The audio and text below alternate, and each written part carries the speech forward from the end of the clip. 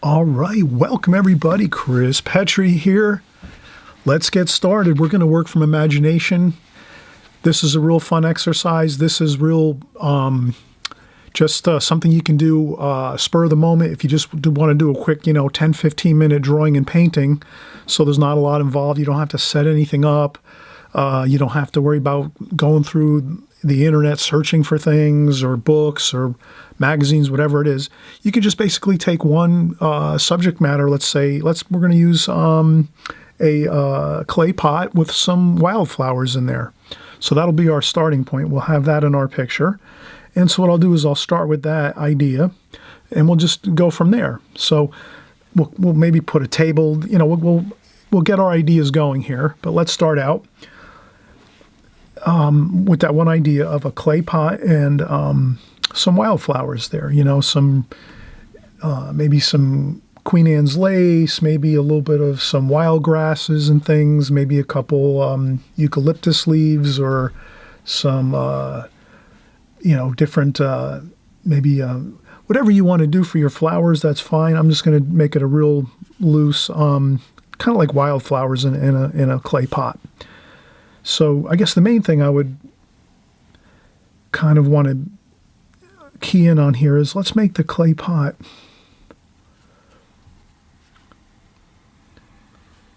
a good size. Let's do this. Okay. So yeah, we're making it a good size clay pot in our rectangle here. So we have our rectangle. And this is about a 5x7 paper. So the clay pot's going to be real simple, nothing fancy. It's one of those clay pots, no fancy decorative things on it, just a simple design. Okay, now we're going to go from here. Now you could have a picture of a vase and some flowers, and that's your starting point. So you just start from there. You have that, and then you will draw that. So I'm just going to, I might have a picture in front of me.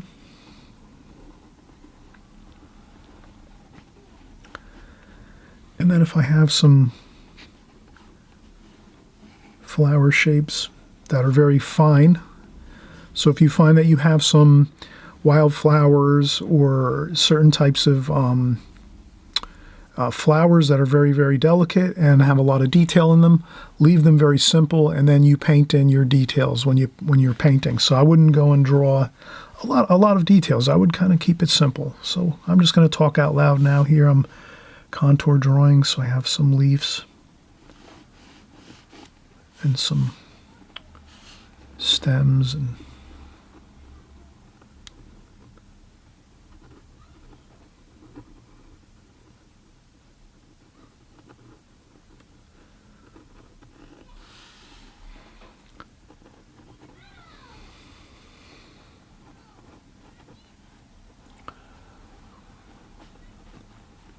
again, if I have a very delicate flower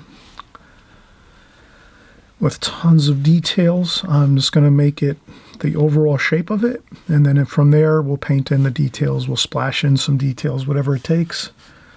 But again, the thing is to avoid too much details with our pencil drawing. We'll try to capture our details with our painting if we can. And now here, there's quite a bit of stems and things. So I'm just going to leave it loose there. Then there's another flower shape here. There's a dark in the center there. There's some darker.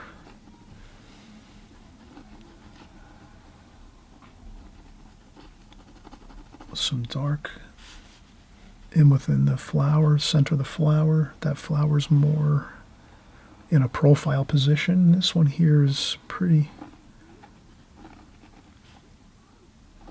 Need some darks in there. So I'll shadow in a little bit of darks like that. So as you can see, I'm just building the flower shapes. And I'm not getting too worried about exact details. And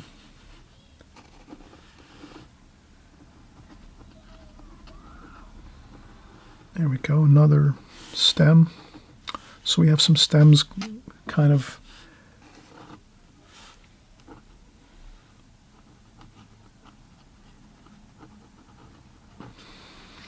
that looks good. So most of the details we'll paint in with our brush, so we're not going to get too overly concerned with drawing everything we're seeing in our. So if you have a bouquet of flowers that you're going to find online or in a book, magazine, so forth, or if you have something in your place that you have that you can just use, that you might have some silk flowers you can use. Silk flowers are great too. I've worked with those many years. I have purchased a lot of silk flowers, and then I just put them into vases when I want to do a quick flower painting. They look really good. I got the best ones I could find. I over the years have shopped around at different places, big box stores and so forth, or online. I've ordered some here and there, and sometimes you'll notice that some of the silk flowers look a lot better than others. So it's kind of like find the best ones you can. Okay, so now we've got our flower pot, some wildflowers here. So we're keeping this simple. We're going to do a table.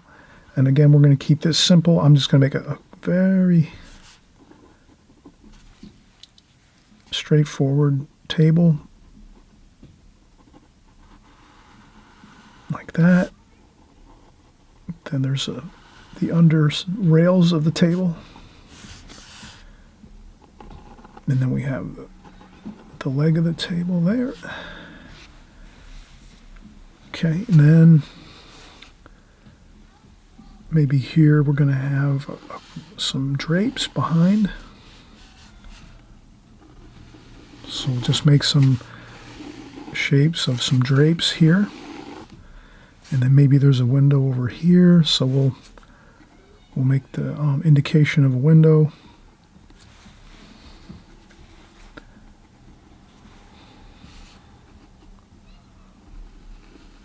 And we'll keep this abstract.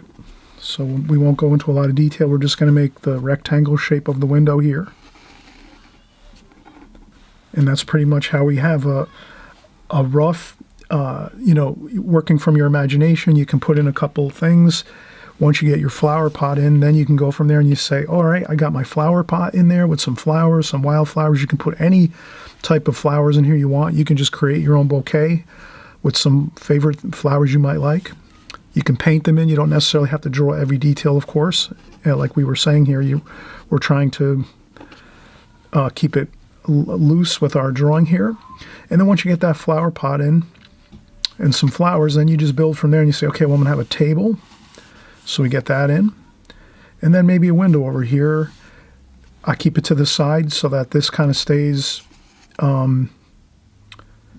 on its own, sort of like isolated in a sense, like we're tying everything together, but the flowers are here, the flower pot is here, sitting upon the table, and that's kind of like the focal point, and then the window's here to the side. You could also put the window behind, or some more curtains. There could be another window to the left here, but we'll just kind of keep it simple here. I'm just going to go with my window, just a couple lines. Okay, so I think this is pretty good. We have all that we need on here for our ideas of the main composition. And let's take a quick break. We'll come right back. Now's a great time. I always like to mention, please consider subscribing. We're creating videos like this every week. We're doing flower paintings, seascapes, landscapes. We do figure painting. We do ink and wash. We do all kinds of interesting things, everything watercolor, water-based media on my channel. So if you want, when you hit that subscribe button, you'll just be notified when our new video comes out. And we usually do at least 2 or 3 a week. If I'm super busy, I'll at least get to 1 a week, but you'll always have them coming in each week, and you can work on ones that you like. And if there's paintings that you're not so much interested in, you can just, you'll be alerted every time a new video comes out, so you'll know there's another one, and it might be something different that you like, that you want to work on. So you might not see videos you like to work on every time, but I will mix up my compositions and my paintings so that you kind of get a feel for all different types of subject matter. So you're not just kind of locked into one subject. You'll have many things to work on, and you can work on as many or as few as you like. And if you're a beginner, I just mentioned you might try just 1 or 2 at first. So you pick out your favorite subject matter that you like to paint and draw. And then from there you can go, you can start working on those. And then once you kind of get the feel for those, then you can work into other things. Like some people like to start with flowers, and people would like to also usually start with like landscapes. Landscapes and flowers are probably the two most favorites that people like on my channel that I've noticed, according to views of my videos. And then, but there's other things I do too, like figure painting, and ink and washes also are very popular. So you work on what you like, have fun, and enjoy. And we'll be right back. We're just going to take a quick break, and we'll work into our paints next and get our painting started.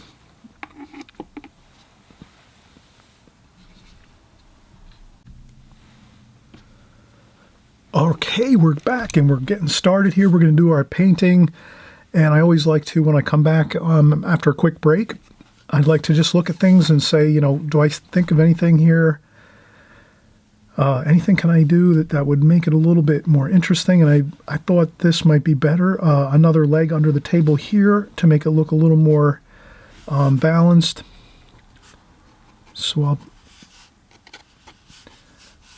So this would be a smaller table, let's say. And then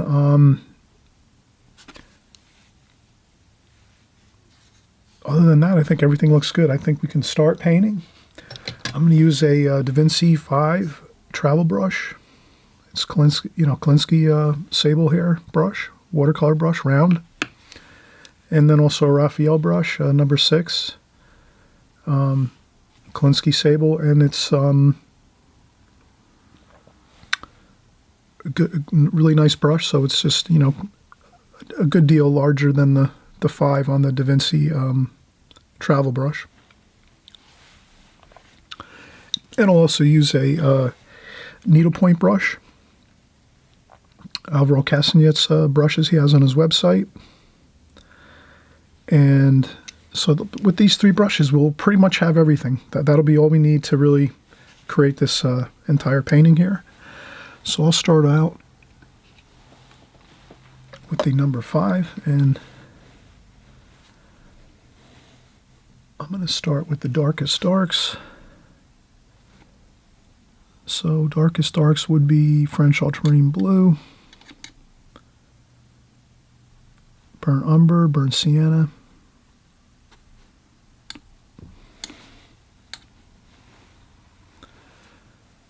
sap green too as well.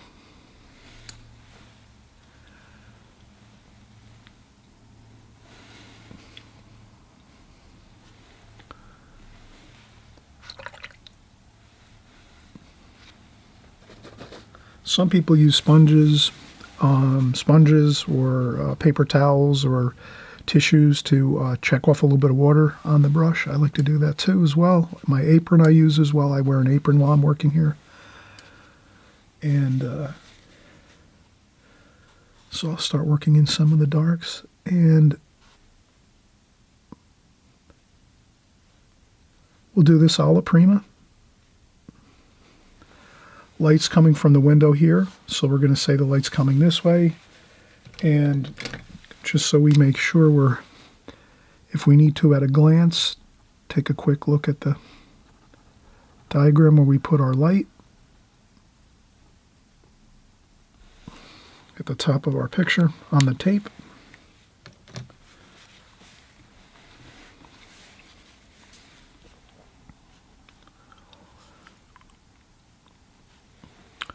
And there's some alizarin crimson.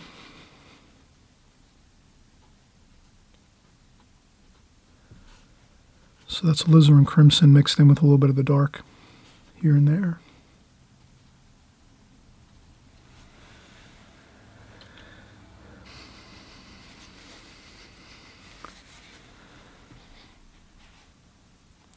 A little bit of cerulean blue over here. Straight paint with just a touch of water. I check off some of my water all the time after I rinse my brush.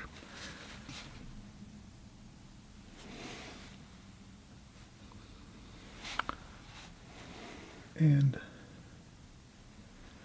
we could keep working our way around. We'll use some raw umber as well.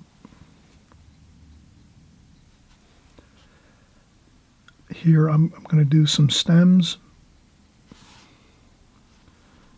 stem shapes, some darks too as well.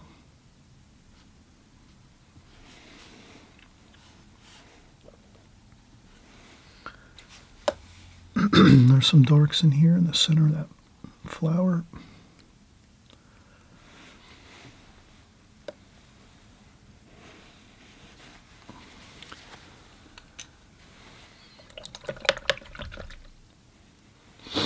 I'll use my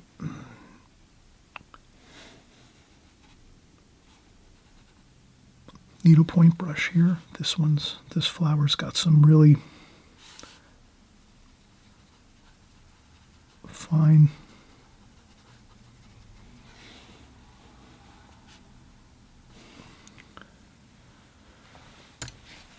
shapes to it, so I'll do that. And then there's some more petals here.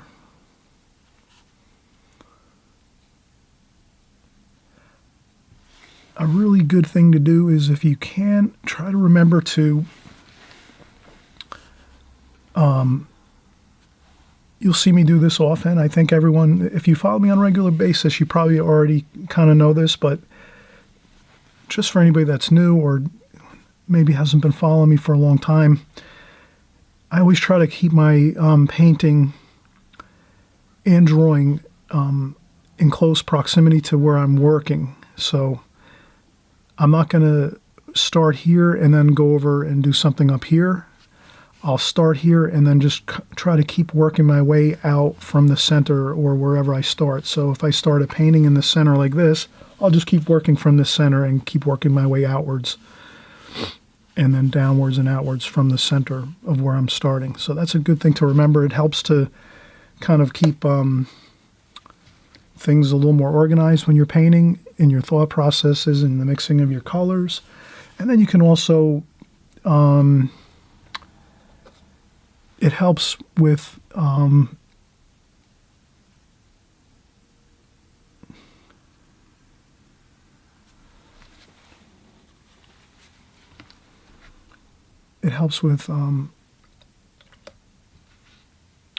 if you want to take a break, or take a break and then like come back a day or two later.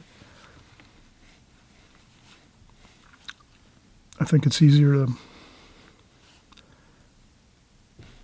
start back up working on a painting if you're kind of keeping everything close with your work and your painting.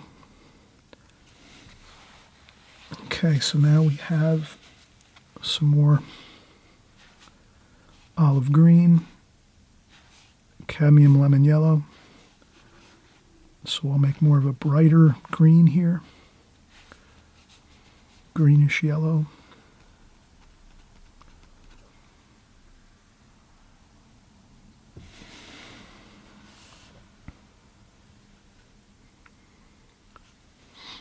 It's a little bit darker in the center there.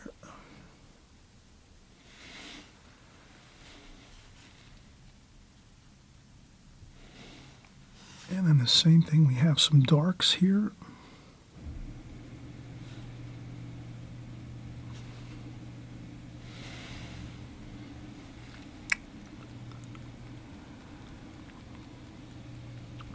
And that's just a very fine flower.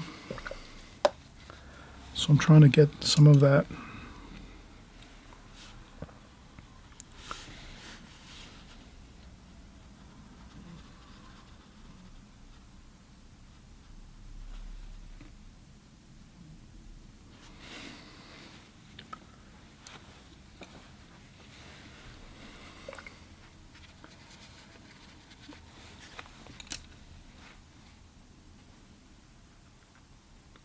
sap green, sap green, raw umber, burnt sienna, a little bit of, and I'm just going to try to do a few of the stems. Can also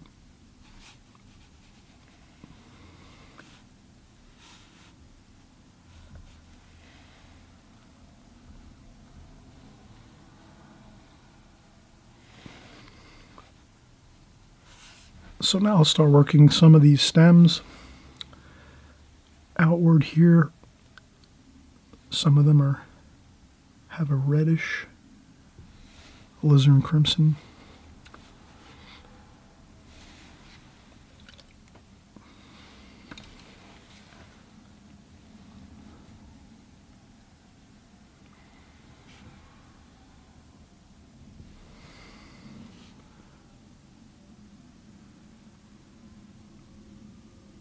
There we go. We could take some of that bright green and mix that with the red.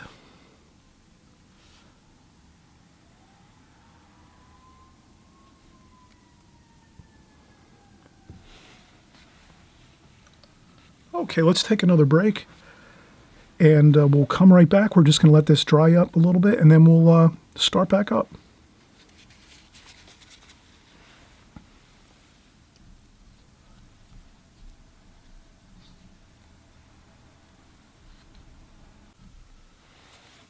Okay, we're picking back up again.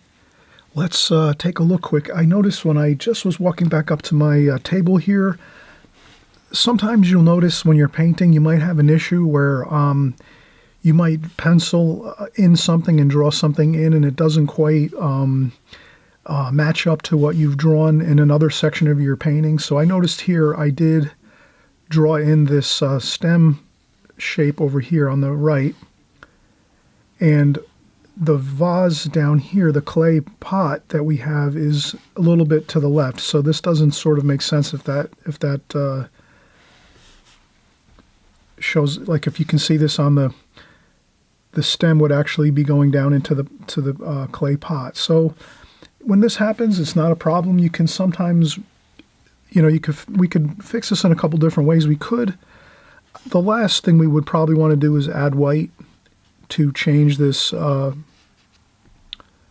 adding white paint to kind of go over this line that we made, this stem over here. The best thing to do is just lift up a quick line, and we'll just make our clay pot a little larger, our vase. So that's all. So I'll just make it the vase a little wider like that. And then now it lines up with the vase below. That happens once in a while. So that's just a quick fix. You can make something a little larger or shrink it down a little bit. Sometimes you might need to shrink things down or make things wider, like when you're drawing and painting as it's going. It's a process. You'll just notice that. It's a process. You're going to go and you're going to maybe see a few things you might need to adjust, and you just try to make your adjustments the best way you think is going to look good for the finished painting. So now that we did that, we're back again painting, and maybe we'll start doing our clay pot. So we'll use maybe some cadmium red and maybe a little bit of yellow ochre. A little bit of orange.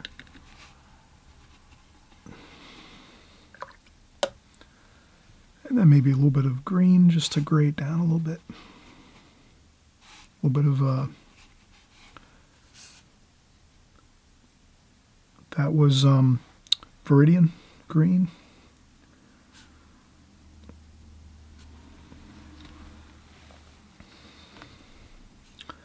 And I'll splash. It's a clay pot, so it's got some interesting weathered look to it.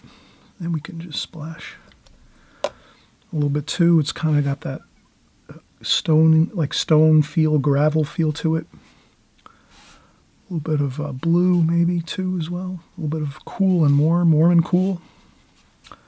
So we'll put some warm and cool in there. Maybe the bottom of the pot is a little cooler. So we'll do that. We'll make the bottom of the pot a little cooler here. Make it interesting with that feel. The light's coming from this window here, so that we can keep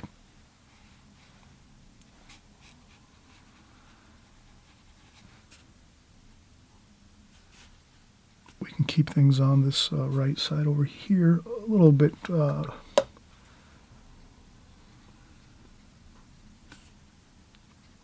little cooler and in shadow maybe.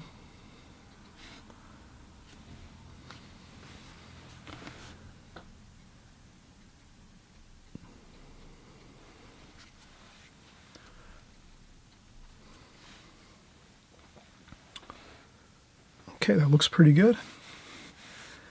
And maybe we'll start doing our table.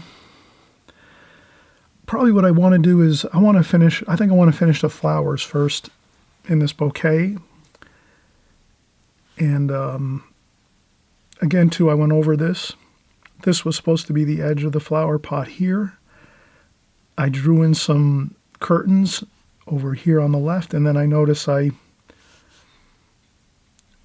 went over my line a little bit again, not a problem. We're having just fun here. It's just a composition and a painting, so we don't have to worry too much. Okay, let's finish up our flowers over here. So now these are very light and very fine. They have those little tiny flower shapes. So I can dab a little bit. We can use some blue.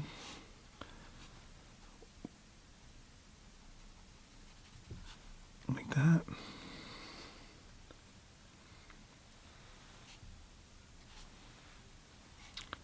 And then we can take some green.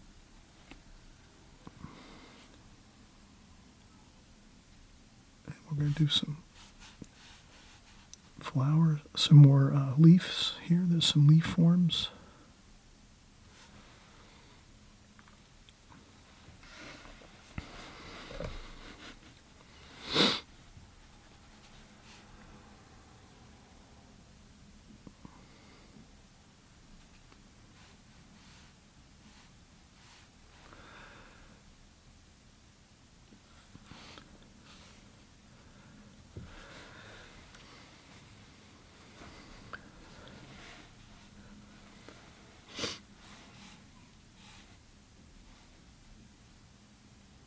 And a little bit of French ultramarine blue.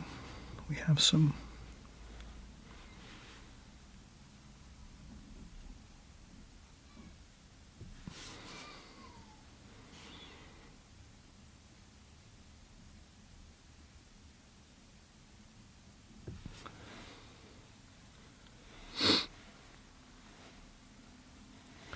and then again we have some more of these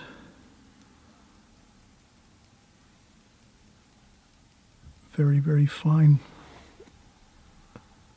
tiny flower petals on this. So we'll just tap on these, tap on there a little bit just to get some of those flower petals, those tiny flower petal shapes.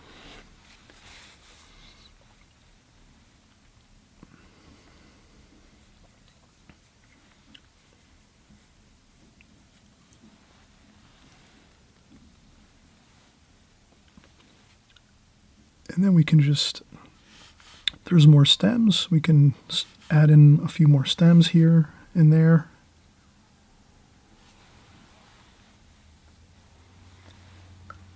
That's looking pretty good.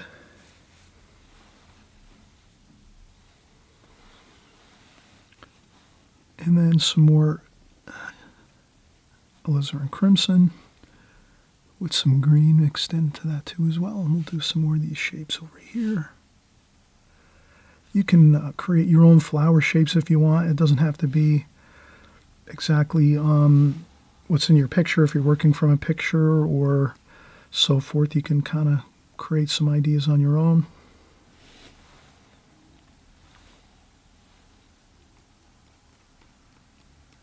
You know, you can make some flower shapes that might have some berries and things like that. So you could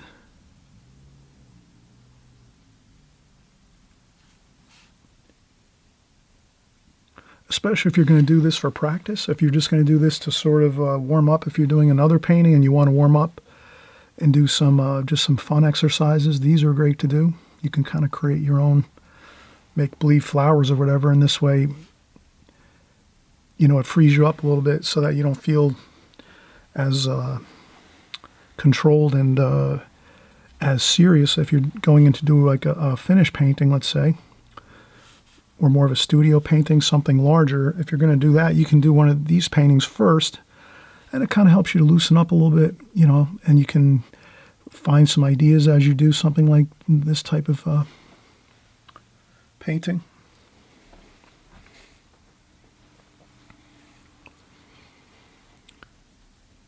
And I can work around in here. There's a little bit of a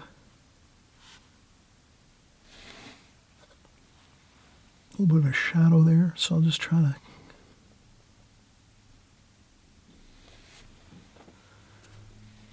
that shadow there.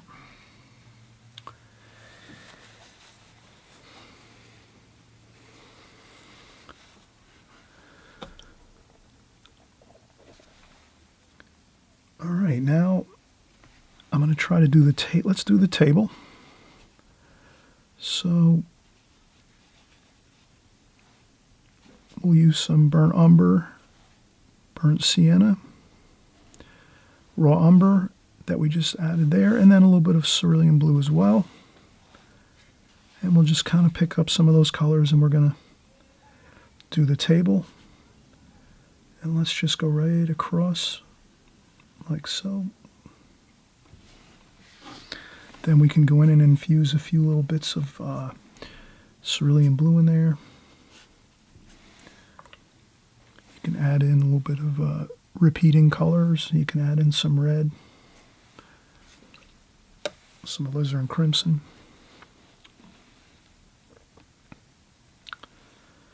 And we'll continue here. We'll do some more raw umber.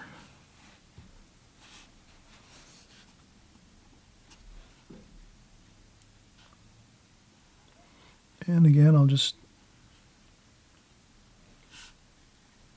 go straight across.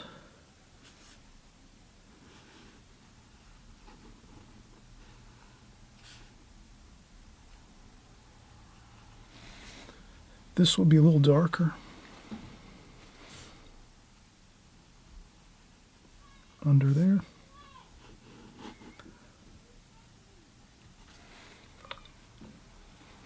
And if you have too much paint, you can always take some darker paint and go over top. Like that. And we'll just keep working the legs of the table here.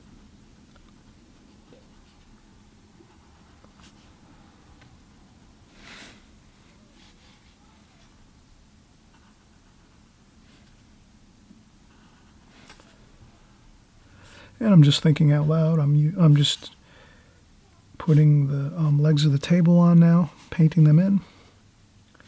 And again, we can infuse some different colors here and there just to make it look a little bit interesting. Tends to be a little darker under this portion there.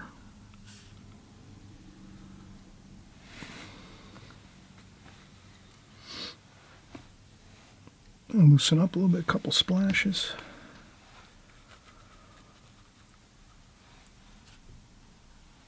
Okay, that looks good.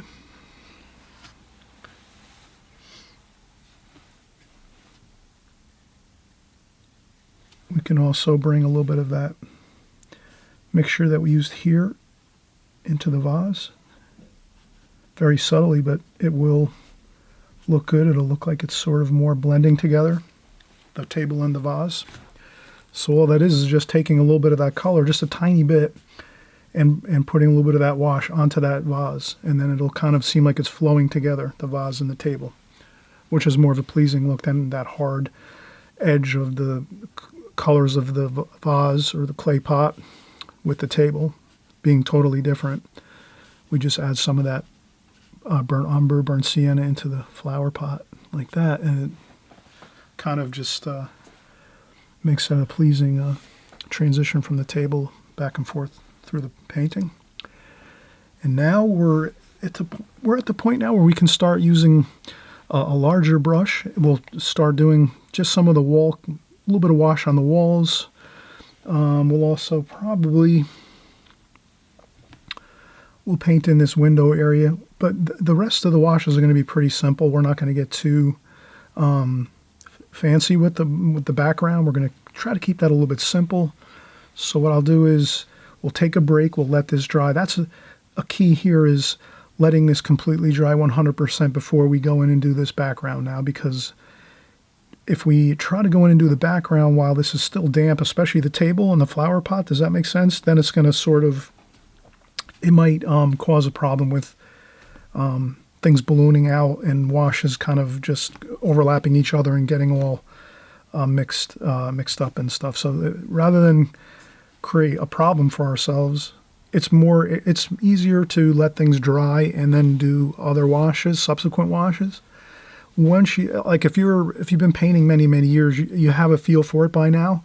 But if you're a newer painter with watercolors, it's sort of like it helped me a lot. I share with what I know. My knowledge is when I was first starting, and maybe my first 5 or 6 or 7 years of watercolor painting, I always kind of felt like I always let things dry a little more versus taking a chance and painting when things were wet on the paper. When I was doing different things, trying to blend in backgrounds with the subject matter, so forth. So if you're kind of newer to watercolors, or you're still in that learning phase where it's always better to let things dry versus to continue working while things are wet, very wet on the paper, you'll notice that it might work better for you. But you try it out, you see how you like it. Maybe you want to blend more colors and paints in your paintings. You might have a different technique, or kind of a spin-off of what I'm doing. You might have something a little different you're doing. That's fine too. I just offer my ideas, and then you can use those to incorporate into your techniques and your style. But just a little thing to remember is, it's sometimes it's a little bit easier if you let things dry a little bit in your painting. Taking breaks actually helps that process too. When you take breaks, then you'll tend to things will dry for you a little bit more, and you'll be able to have an easier time with things, the washes, as you go. Okay, we'll be right back in a great time. I always mention, hey, hit that subscribe button. We're making videos again all the time. Every week you'll be alerted if you hit the subscribe button below. You'll be alerted that we're making a new painting. You can check it out. If you like it, you can try it out. And if you want to wait till the next video comes out as well, you can do that. You can wait till we have another video that might be more something that you like more. Maybe you like boats and landscapes, so maybe flowers aren't your favorite. So you can always pick and choose which videos you like and work on those projects. And we'll see you in just a few seconds.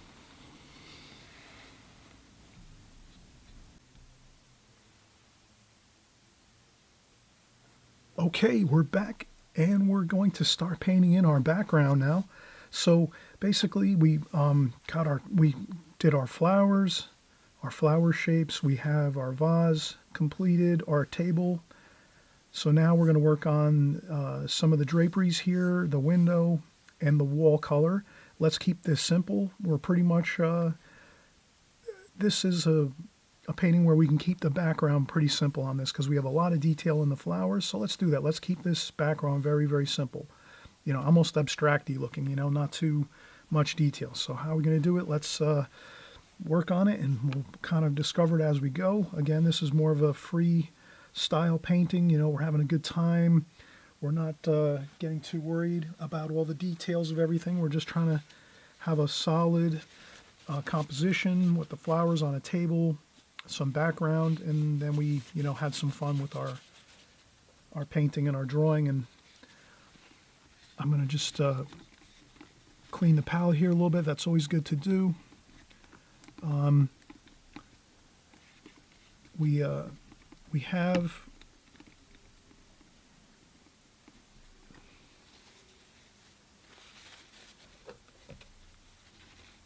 we recall the paint colors we use, so we're going to repeat those when we do the background.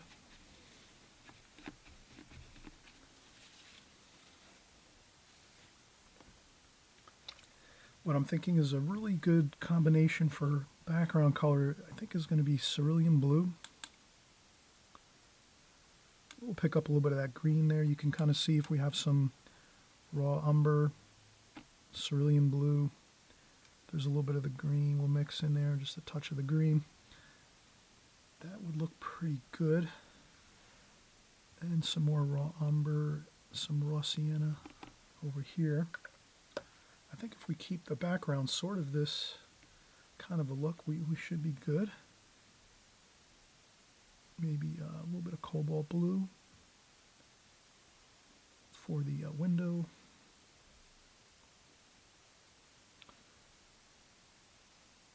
Now we'll use some purple too. That always is a good color with sunlight. So what I'll do is I'll go in and just do a little bit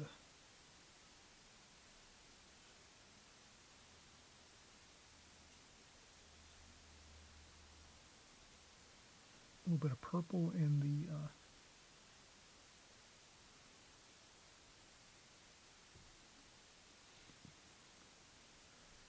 and here what I do is I add some purple wash carefully in the center areas of the vase and the table, but I don't bring that purple to the edges, because when we do our background wash, this is all dry now. The edges of the table is all dry, so if you can imagine, these edges right here are all dry. So now when we go into our background, it's not going to, cauliflower out and blossom out with blooms of paint, because it is dry. But when I'm adding in this purple, I'm adding in that purple in the center areas, and that won't give us any issue. And then here we can add some purple.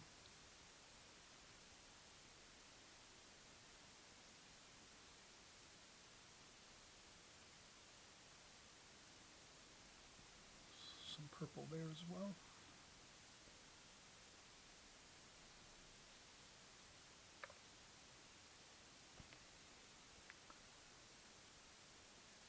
Okay, now we're gonna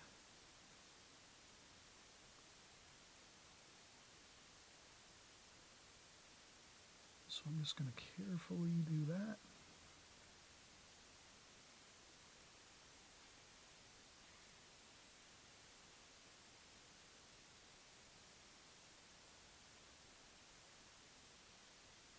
This is Fabriana rough paper, so you're going to get that nice rough, very sheer looking curtains when you have the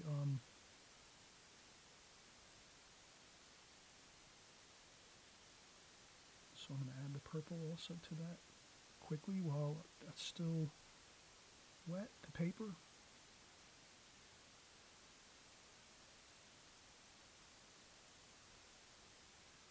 And then I'm going to go in and mix some more of that blue.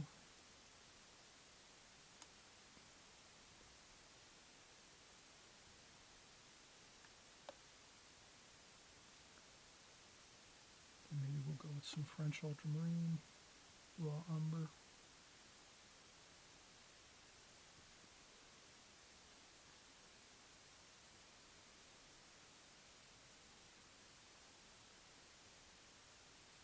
And that can be the windows.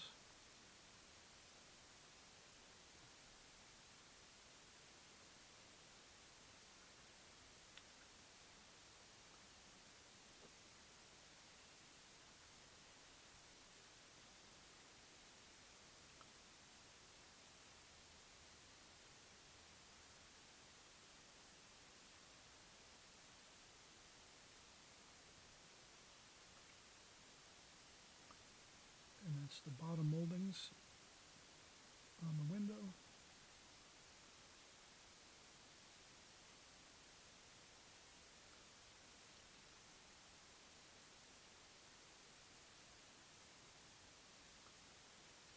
And maybe we'll go with some little bit of wash under here.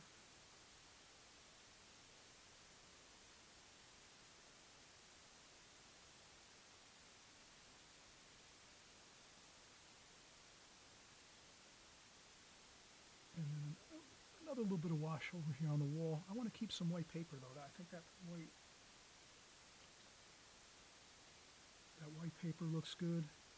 And again, a little bit of raw sienna for the walls. Maybe it's,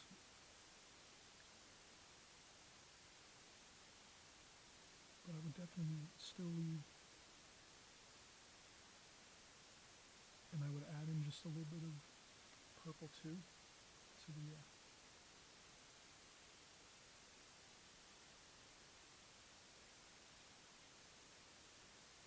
and if you see any puddles of paint, you can just blot them up really easy, if like over these areas where the flowers are, so that the flowers don't get reactivated and then that can be a problem. Now we'll let this again. We'll let this completely dry. I think that's important. Let this dry. Maybe we can add some shadowing over here a little bit.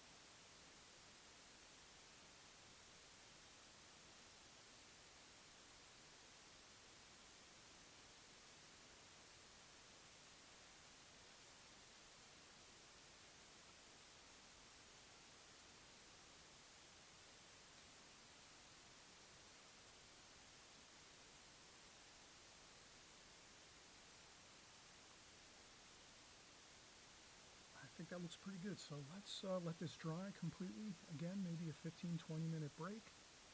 And then we can come back and just maybe a few more shadowing, some shadow effects, maybe a little more shadow effects here and there. But I think this is pretty good. I might just do a few touch-ups in the flowers, but we'll have to let this completely dry before we do that. So let's let this dry again, 15-20 minutes. We'll come back, or we can also use a blow dryer and do a little quicker process, and then we should be fine.